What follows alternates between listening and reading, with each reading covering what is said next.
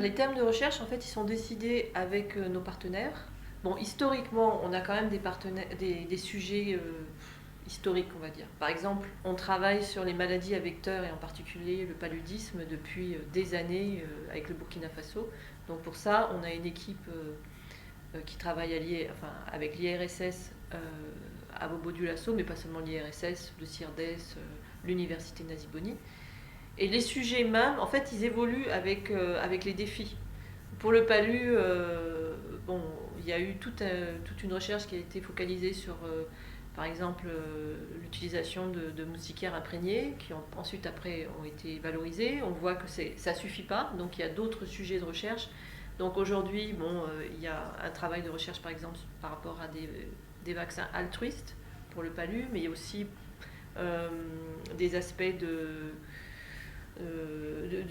suivi de vigueur des moustiques en fonction de leur environnement. Enfin, il y a beaucoup de sujets qui émergent et toujours en collaboration. C'est-à-dire que c'est des sujets qui sont suivis, qui sont décidés en partenariat. Et à l'IRD, on a une nouvelle structure qui s'appelle, alors très exactement, ça s'appelle le CP2S. Alors c'est un comité stratégique de partenariat qu'on développe dans chaque pays dans lesquels on travaille, où on essaye de mettre le plus possible d'acteurs de la recherche nationaux et des fois régionaux autour de la table pour définir quelles vont être les priorités. Voilà. Mais en fait, ces priorités, elles sont de toute façon liées à l'agenda national de la recherche et de l'enseignement supérieur. On reste en cohérence puisqu'on travaille avec nos homologues burkinabés.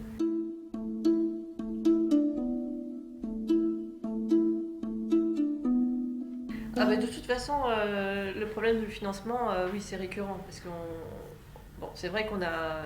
Bon, la France elle-même, son budget recherche, même s'il est stable, en fait, il ne grandit pas proportionnellement à la demande, hein, puisqu'on a de plus en plus de défis sociétaux, donc il nous faut de plus en plus de production de connaissances et en principe de plus en plus de chercheurs. Mais le budget est plus ou moins constant. Donc, c'est vrai qu'il faut aller chercher des fonds sur différents guichets, et ça, c'est vraiment. Il y a une grande compétitivité, hein, puisque en fait, tout le monde cherche de l'argent pour faire de la recherche. Et c'est une grande part aussi du travail d'un chercheur maintenant, c'est d'aller chercher des fonds. Donc ça prend aussi sur son temps de recherche. Comment on fait pour trouver des fonds? Justement, il faut s'associer au bon partenaire qui a une production scientifique de bonne qualité, qualité, on parle même de qualité scientifique, d'excellence scientifique, quoi. Plus on a de résultats et plus on peut prouver à un bailleur qu'on a des résultats, plus on va être bankable, entre guillemets. Et nous, par exemple, les guichets... étant français, on a accès à un guichet européen assez important, puisqu'on a beaucoup de financements qui sont sur le guichet H2020, donc la DG Recherche de l'Europe, mais aussi la DG DEFCO, donc plus tout ce qui est développement, coopération. Et là, il s'agit de défendre des idées, de trouver des groupements pour construire des propositions. Et vous parliez de BMGF tout à l'heure. Bon, c'est aussi un bailleur qui peut être important. Nous, par exemple, ici, on travaille avec l'INERA, qui a eu un gros financement de la part de BMGF sur différents sujets. Voilà, donc en fait, il faut que les chercheurs s'associent pour aller démarcher des bailleurs. Et c'est vrai qu'il y a de plus en plus de gros projets de recherche qui sont montés, donc multipartenaires, pluriannuels. Mais au final, ça ne fait pas forcément beaucoup d'argent pour chacun. Donc c'est vrai que le paysage de la recherche, il faut d'abord aller s'outiller pour faire des levées de fonds, quoi. En fait, ça, c'est primordial.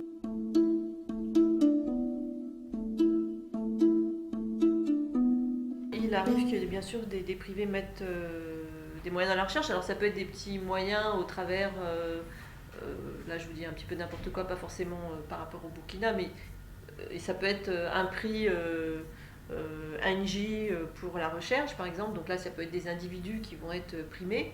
Je pense aussi à un fonds qui s'appelle le fonds AXA pour la recherche qui pose, qui a des questions aussi liées à son activité et qui vont faire des appels à projets sur des sujets très particuliers. Mais alors du coup là on est vraiment dans la recherche finalisée, c'est-à-dire qu'on répond à des demandes.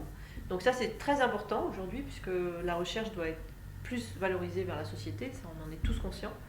Mais il faut aussi garder un fonds de recherche qui est moins finalisé pour explorer plus la connaissance et à partir de là trouver des nouvelles idées auxquelles on n'a pas du tout pensé parce que c'était pas dans l'objectif de répondre forcément à un problème, mais de comprendre, quoi.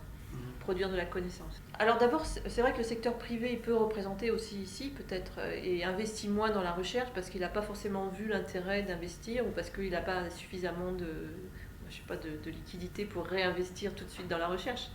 Et peut-être que ces privés vont plus facilement chercher des idées sur d'autres recherches publiques ou ailleurs. Mais ceci dit, pour nous qui sommes de la recherche, on ne voit pas comment une société qui ne réinvestit pas dans la recherche va évoluer, parce que c'est le nerf de la guerre, quoi, pour faire avancer sur tous les niveaux. Puisqu'il y a toujours une compétition extérieure, il faut toujours que tout évolue. Donc il faudrait idéalement que toutes les sociétés puissent réinvestir dans la recherche. Après, elles n'ont pas forcément les moyens, parce qu'il faut quand même des entreprises solides, quoi. Bon, après, il y a des entreprises qui ne sont pas forcément burkinabées. Là, j'en ai une qui me passe par la tête, c'est Orange Burkina, qui doit aussi, qui a un fonds qui est dédié aussi à la formation des futurs chercheurs, enfin, en tout cas des masters, et aussi un fonds de valorisation, qui a quelques instruments pour promouvoir, pour réinjecter dans la société des fonds vers le développement.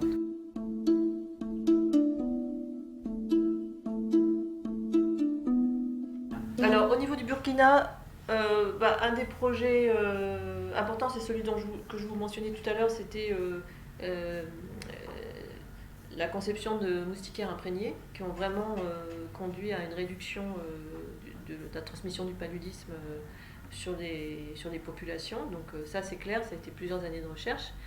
Après, au Burkina, il y a eu un projet aussi important qui a consisté à analyser les signaux des téléphones en fonction des précipitations pour faire des prévisions météo et savoir quelles précipitations vont avoir lieu et quel risque d'inondation, par exemple, va être répercuté. Donc on sait qu'au Burkina, malheureusement, à Ouaga, une année a été très dévastatrice, donc il y a des instruments comme ça.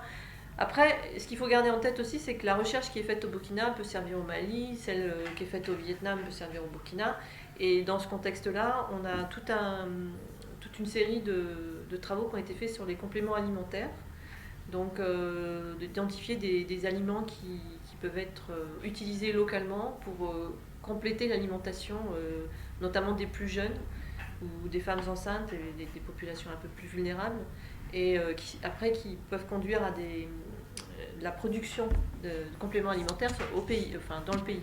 Et là, actuellement, il y a un programme qui est mis en place avec une ONG qui s'appelle le GREN, en partenariat avec l'AFD, l'IRD, sur ces éléments, sur ces compléments alimentaires. Là, dernièrement, je vais quand même rajouter, parce qu'il y a une recherche qui a été faite aussi sur la circulation à Ouagadougou, et en particulier les accidents liés aux mobylettes.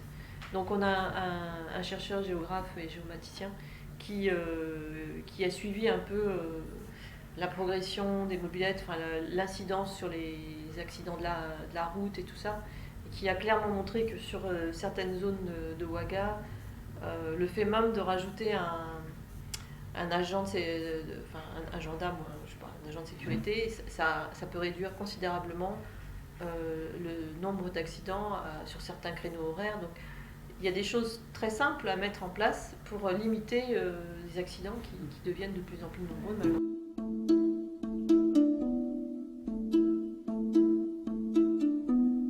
Parce que la première difficulté, c'est de trouver des fonds, toujours, puisqu'on a toujours besoin de plus de fonds. Moi, je pense que oui, parce qu'en fait, tout est lié à ça. Plus vous avez de fonds et plus vous allez pouvoir travailler facilement. Alors aujourd'hui, malheureusement, au Burkina Faso, la grosse difficulté, c'est la sécurité. Ça, clairement, ça change complètement nos façons de travailler. Bien sûr, on a encore beaucoup de partenaires qui continuent à aller, en tout cas plutôt dans le sud du pays. Après, le nord, ce sont des terrains qui commencent à être un petit peu fermés, quoi. Aujourd'hui, en tout cas, ça, c'est vraiment un réel problème pour nous. Après, en termes de recherche dans un laboratoire, c'est peut-être des fois l'instabilité au niveau de l'électricité, par exemple, qui demande des équipements supplémentaires pour stabiliser, parce que bon, il y a là, je deviens très très technique, mais c'est l'environnement qui peut être aussi, qui peut poser problème. Aujourd'hui, au Burkina aussi, bon, ben voilà, c'est un fait. Je pense qu'il y a à peu près un millier de chercheurs qui sont finalement beaucoup demandés, beaucoup mobilisés, parce qu'ils sont finalement pas très nombreux. Donc ce chiffre-là augmente régulièrement. Je pense que le ministère a un plan de recrutement pour augmenter ces masses critiques encore de chercheurs, mais aussi d'enseignants, d'innovateurs. Donc ça, c'est quelque chose, bon, ça peut être un peu limitant parfois. Et puis bien sûr, il y a ce lien entre la recherche et la valorisation. Ça aussi, c'est encore un parent faible. Parce qu'il manque un certain nombre d'acteurs entre les deux. Donc c'est vrai on produit beaucoup de connaissances qui sont valorisées académiquement, donc publiées, donc qui vont resservir dans la communauté internationale. Mais après, les impacts locaux, c'est vrai qu'il faut plus de valorisation vers la société, vers les décideurs politiques, tout ça. Et c'est vrai que peut-être, là, il y a une marge aussi d'amélioration assez forte. Et ceci étant, je pense que tout le monde en est conscient. Donc j'ai l'impression que les choses changent.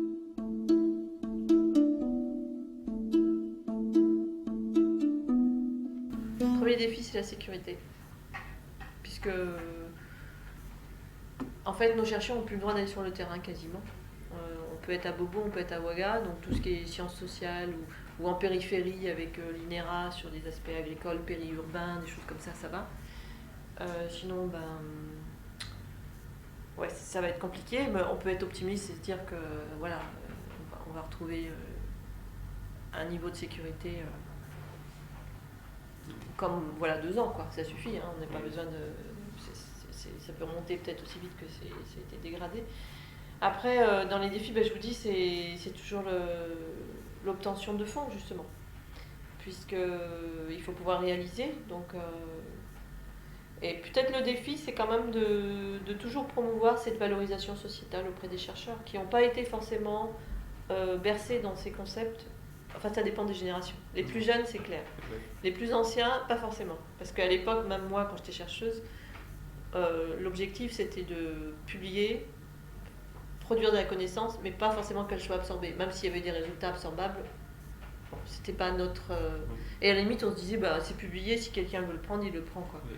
Alors que là, aujourd'hui, il faut vraiment que le chercheur, il soit... cette interface, qu'il fasse pas toute la démarche, mais en tout cas, qu'il informe. Ouais. Et autant les chercheurs en sciences humaines et sociales, ils ont cette démarche naturelle, puisqu'ils travaillent beaucoup vers les politiques publiques, tout ça. Autant les chercheurs de sciences dures, il faut les motiver, les inciter. Et puis, finalement, quand on leur parle longtemps de ça, ils sont intéressés, quoi. C'est ça qui est intéressant. C'est ça qui est, comment dire... je pense qu'il y a de l'espoir, quoi, là. Parce que je pense que le chercheur qui ne veut pas du tout valoriser, je pense qu'il n'y en a pas, en fait.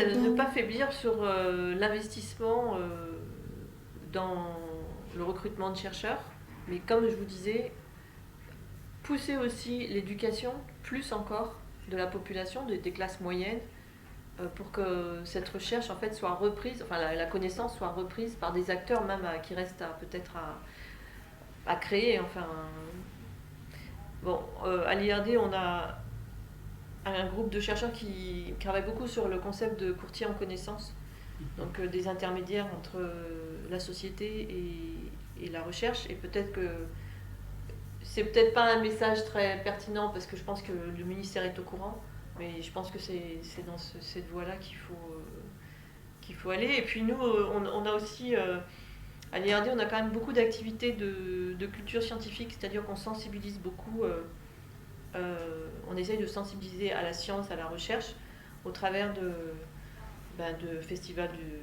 du film scientifique, par exemple, ou de collèges, enfin de clubs jeunes. Donc on va dans les collèges et on envoie des chercheurs travailler, pas des IRDiens seulement, des chercheurs partenaires, pour montrer aux plus jeunes ce que c'est que la recherche, aussi pour créer des vocations aussi, hein, peut-être. Ouais. Et puis on a des petits ateliers comme ça. Bien sûr, la place de la femme dans la recherche, bon, ça c'est un sujet important et on essaye d'organiser tous les ans une journée des doctorantes pour, encore une fois, promouvoir, en donner une vitrine plus forte, même s'il y a de plus en plus de femmes. Bien sûr, ça prend du temps pour reprendre un équilibre.